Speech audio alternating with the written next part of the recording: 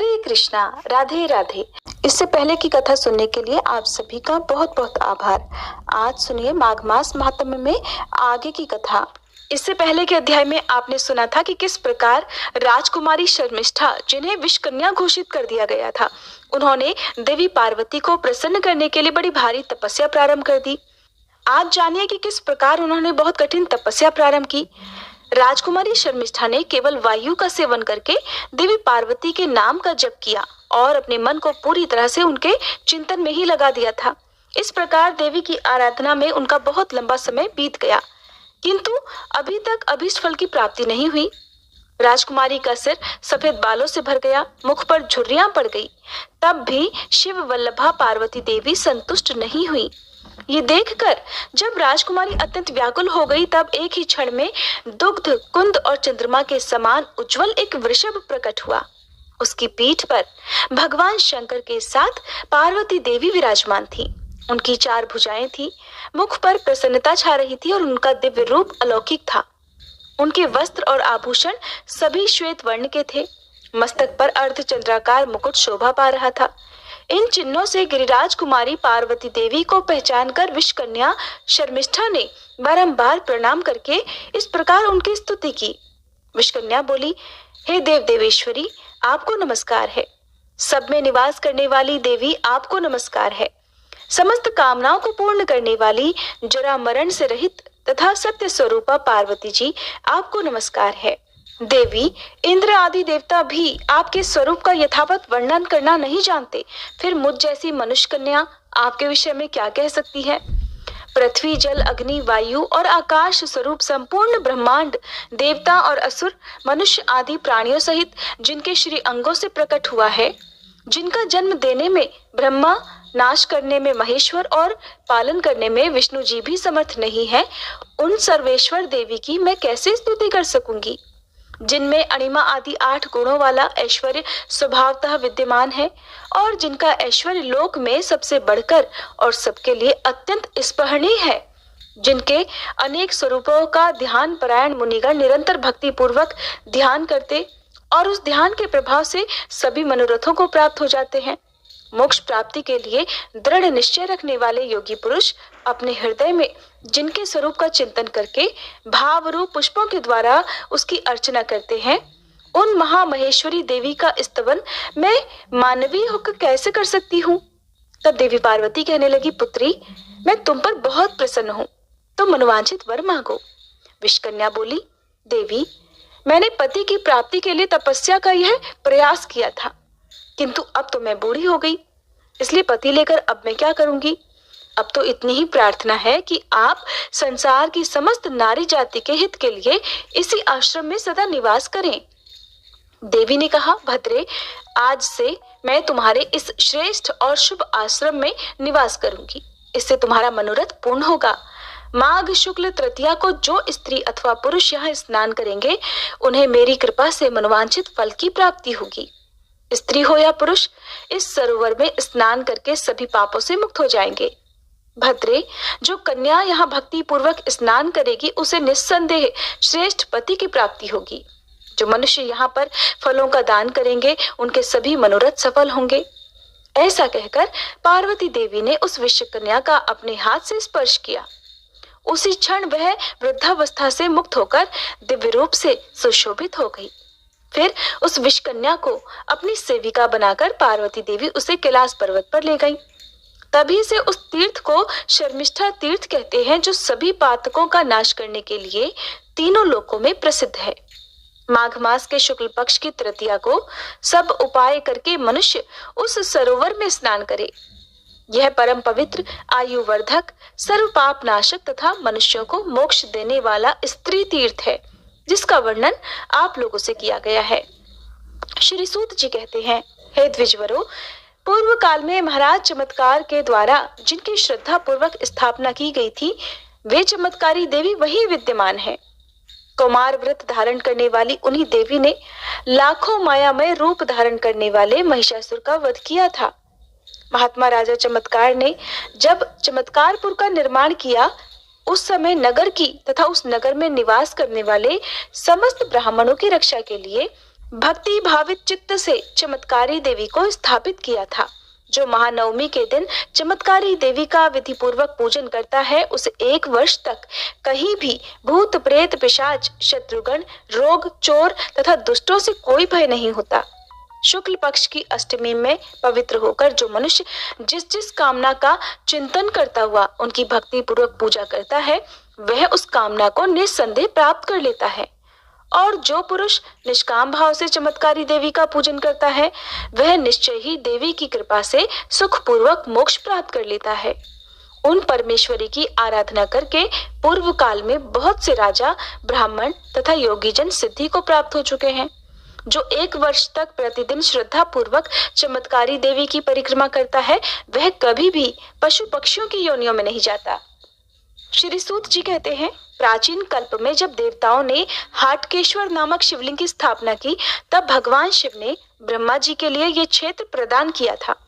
उस समय वहां के ब्राह्मणों की कलिकाल आदि दोषों से रक्षा करने के लिए महादेव जी ने अपने पुत्र कार्तिकेय को ब्रह्मा जी की प्रार्थना से वहां रहने की आज्ञा दी।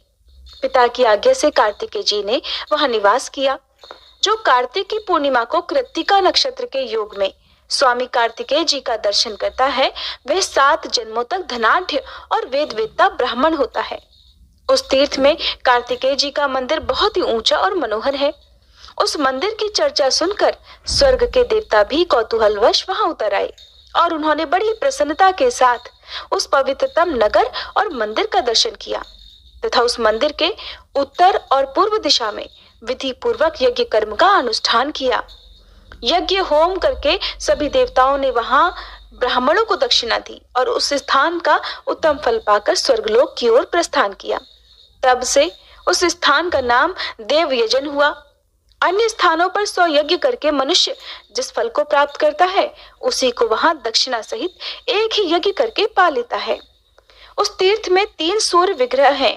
प्रथम का नाम मुंडीर, दूसरे का कालप्रिय और तीसरे का मूल स्थान है जो सब रोगों का नाश करने वाले हैं। भगवान सूर्य प्रातः काल मुंडीर में, मध्याह्न के समय कालप्रिय में और संध्या के समय मूल स्थान में जाते हैं। उस समय जो भी मनुष्य इन तीनों सूर्य विग्रहों में से एक का भी भक्ति पूर्वक दर्शन करता है वह निस्संदेह मोक्ष को प्राप्त होता है। समुद्र के निकट विटंकपुर नामक एक उत्तम स्थान है जो समुद्र की उत्ताल तरंगों से ढका होने के कारण ऊंची 4 दीवारी से सुशोभित होता है। उसी नगर में एक ब्राह्मण था जो पूर्व कर्म के फल से युवावस्था में ही कोढ़ी हो गया था। उसकी पत्नी अच्छे कुल में उत्पन्न सती साध्वी और सुशीला थी। वह अपने कोढ़ी पति को ही कामदेव के समान सुंदर देखती थी। पति के अच्छे होने के लिए ब्राह्मणी तरह तरह के बहुमूल्य और हितकर औषधियां लेकर आती और उसके घावों पर लेप लगाया करती थी। एक समय उस श्रेष्ठ ब्राह्मण के घर में कोई उत्तम अतिथि आया जो कि बहुत थका हुआ था। घर पर आए हुए उस ब्राह्मण को देखकर उसकी सती स्त्री ने भक्ति पूर्वक अनेक उपचारों से उसे संतुष्ट किया। जब वह स्नान भोजन और आचमन करके शैया पर विश्राम करने लगा तब उससे गृहस्थ ब्राह्मण ने पूछा, हे विप्रवर, आप कहाँ से आए हैं और इस समय कहाँ जा रहे हैं? तब वह पथिक बोला, हे ब्राह्मण, मैं कांतिपुर का रहने वाला हूँ। मुझे भी तुम्हारी ही तरह एक बार कुष्ठ रोग ने दबा लिया था।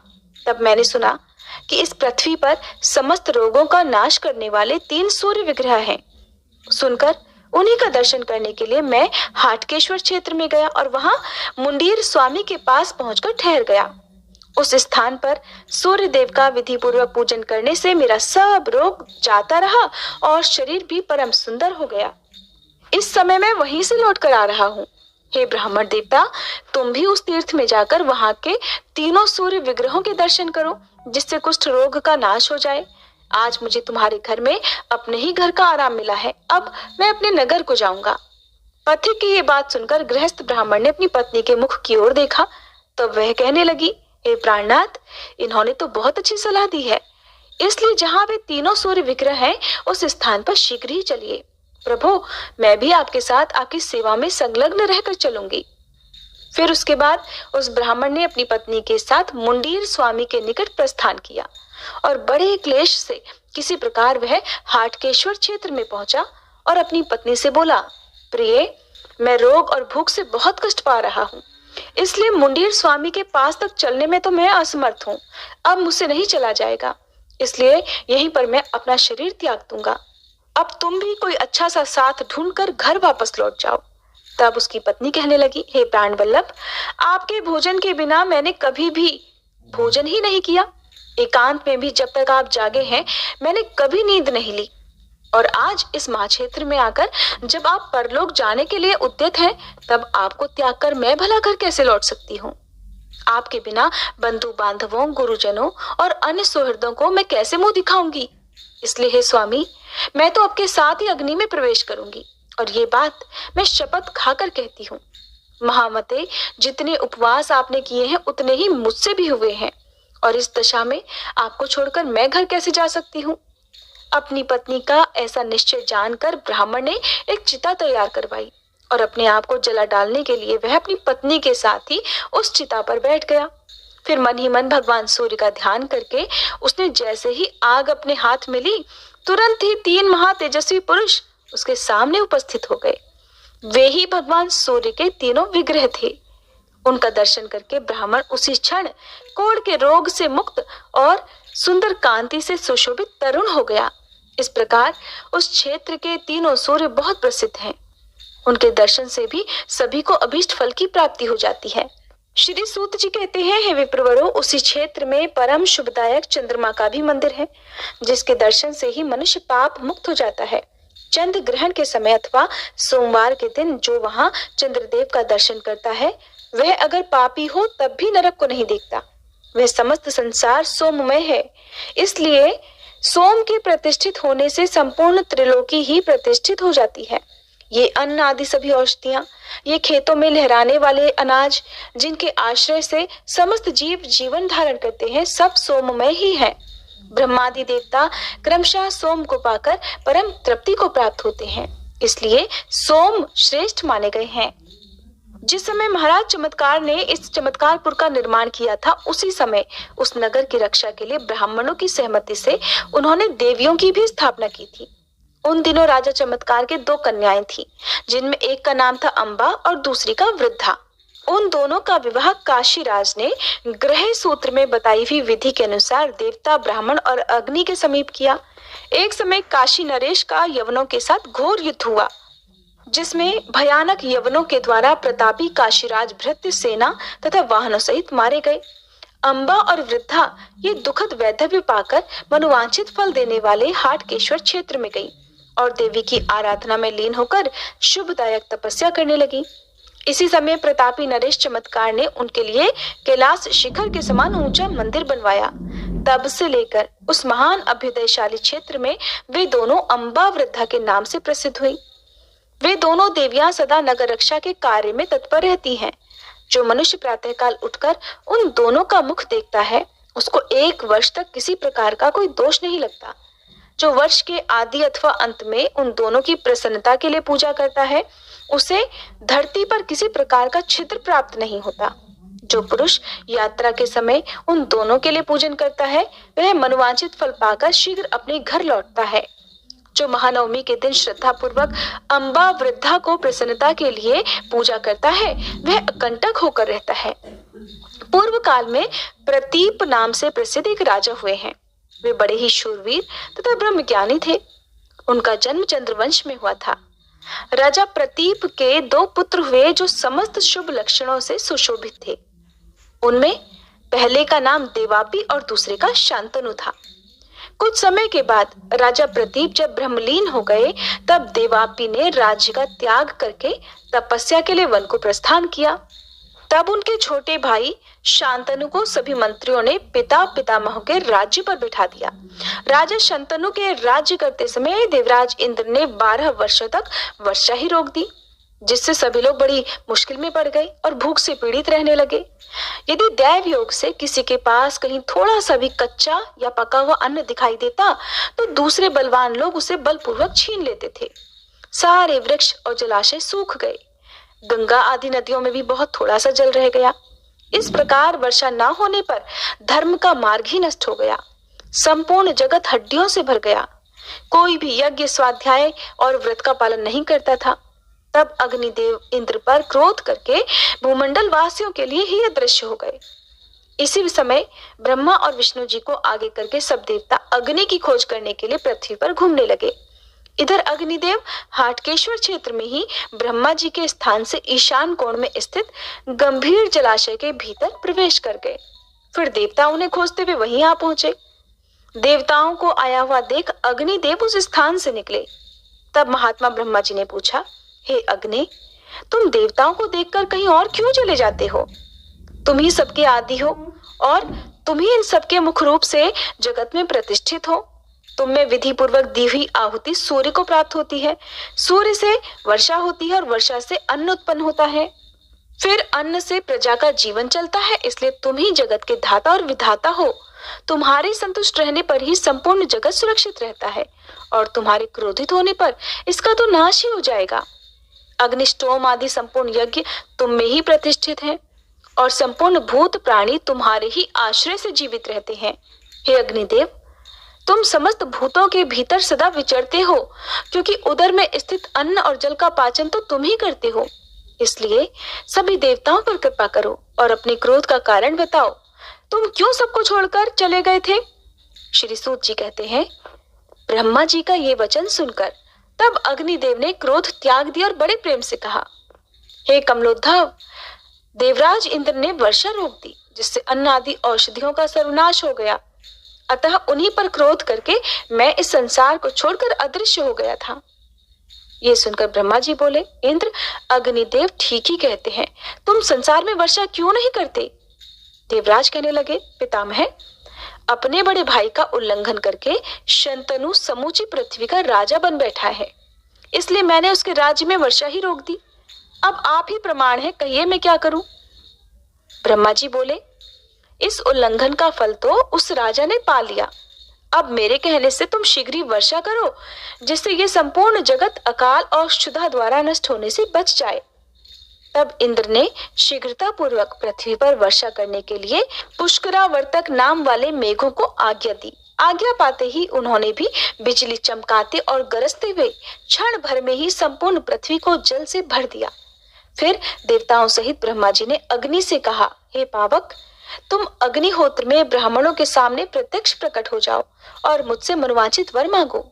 अग्निदेव बोले, ये पवित्र जलाशय भूतल पर अग्नि तीर्थ कहलाए। जो प्रातःकाल उठकर श्रद्धा पूर्वक इसमें स्नान करने के बाद अग्नि सूक्त का जप करके आदर के साथ आपका दर्शन करे, उसको आप मेरे अनुरोध से पूर्णतः संतुष्ट करें। ब्रह्मा जी कहने लगे, हे अग्नि, जो वेद वेता द्विज प्रातःकाल उठकर वहां स्नान और अग्नि सूक्त का जप करने के बाद मेरा दर्शन करेगा, उससे अग्निष्टोम यज्ञ का संपूर्ण फल प्राप्त होगा। अग्निदेव बोले, लोकेश्वर, 12 वर्षों तक मुझे कभी तृप्ति नहीं हुई। मर्त्यलोक भूख से पीड़ित था, इसलिए मुझे भी कहीं कुछ नहीं मिला, इसलिए ही पुनः यहाँ अन्नमय यज्ञ हो। तब अग्निदेव की बात मानकर ब्रह्मा जी कहने लगे, हे हुताशन, यहाँ जो कोई ब्राह्मण निवास करते हैं वे वसुधारा की आहुति से तुम्हें रात दिन भक्ति पूर्वक तृप्त करते रहेंगे। इससे तुम पूर्णतः पुष्ट हो जाओगे और उनके भी मनोवांछित मनोरथ पूर्ण होंगे। संक्रांति के समय जो वसुधारा प्रदान करने वाले ब्राह्मण तुम्हारे मुख में आहुति डालेंगे, उनके जीवन भर के अज्ञान जनित पाप नष्ट हो जाएंगे। तुम्हारे संतुष्ट होने पर आगे चलकर उशीनर देश में शिवी नाम से सुविख्यात राजा होंगे, जो श्रद्धा पूर्वक 12 वार्षिक अर्थात 12 वर्षों तक चालू रहने वाला यज्ञ करके वसुधारा देकर तुम्हें वर्षों तक तृप्त करते रहेंगे। इससे तुम्हें उत्तम पुष्टि प्राप्त होगी। भूतल पर वेद वेताओं में श्रेष्ठ सभी मनुष्य तुम्हारी पूजा करेंगे। आज से लेकर शांतिक या पौष्टिक जो भी कर्म होगा वसुधारा से युक्त होगा और तुम्हें परम तृप्ति प्रदान करने वाला होगा। अग्निदेव से ऐसा कहकर लोक पितामह ब्रह्मा जी इंद्र, विष्णु और शिव आदि देवताओं के साथ ब्रह्मलोक को गए। वहां से सब देवता अपने अपने धाम को चले गए। अग्निदेव ब्राह्मणों के अग्निहोत्र गृह में प्रकट हुए और विधि पूर्वक प्राप्त वसुधारा होम ग्रहण करने लगे। इस प्रकार हाटकेश्वर क्षेत्र में परम उत्तम अग्नि तीर्थ प्रसिद्ध हुआ, जहाँ प्रातः स्नान करके मनुष्य दिन भर के पाप से मुक्त हो जाता है। आज के अध्याय में बस इतना ही। इसके आगे का वृतांत आप सभी अगली कथा में जरूर सुनिएगा। दोस्तों, आपको ये कथा कैसी लगी कृपया कमेंट करके ज़रूर बताएं। वीडियो पसंद आया हो तो लाइक करें और अपने दोस्तों के साथ शेयर करें। कमेंट बॉक्स में जय श्री कृष्ण लिखना ना भूलें। ऐसी ही और भी बहुत सारी कहानियों को सुनने के लिए चैनल को सब्सक्राइब ज़रूर करें। धन्यवाद।